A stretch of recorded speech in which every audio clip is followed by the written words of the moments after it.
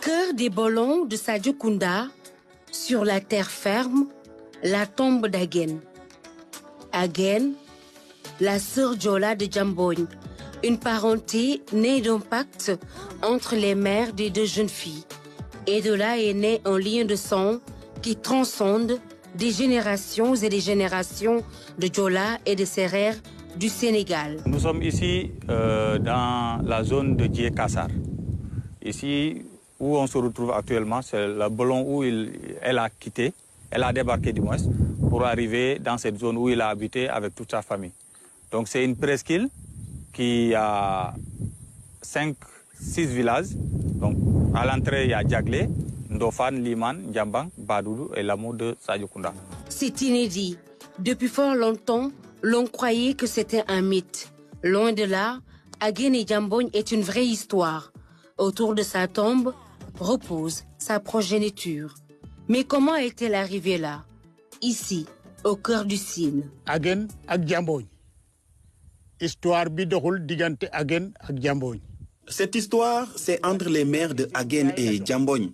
C'était depuis les Bolong de Djambalang jusqu'à Nyassia, en passant par Ousoui. La mère de Agen, surnommée Djekassar, chez les Sérères, s'appelait Sibessi Kimbo Sambou. Son père, Kaïdjata. Chez les Sérères, la mère de Djambogne s'appelait Kumbandong. Son père, Biram Ndour, appelé affectueusement Biram Pelele. Elles étaient parties chercher du bois. Au retour, leur pirogue a chaviré et chacune a sauvé l'enfant de l'autre. Elle est adoptée par les Sérères.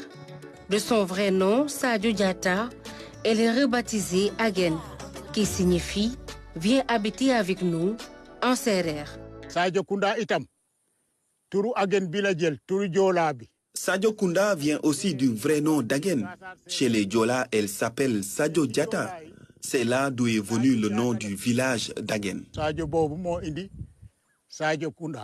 Ce site doit être classé patrimoine historique pour la postérité. Nous sommes là devant un patrimoine historique considérable. Le nom Agen et Djambogne est connu à travers les frontières. Mais peu de gens ont mis les pieds ici. Peu de gens savent que ce tumulus derrière moi, dans ce tumulus repose Agen, dont on parle tant.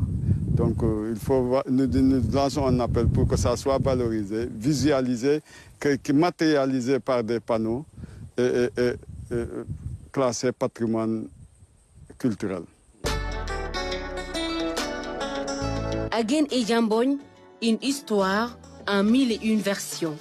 La découverte de la tombe d'Agen, en plus d'être assimilée à un véritable mythe, demeure plutôt une réalité culturelle qui fait partie de cette symbiose du cousinage à plaisanterie entre Djola et Sérère.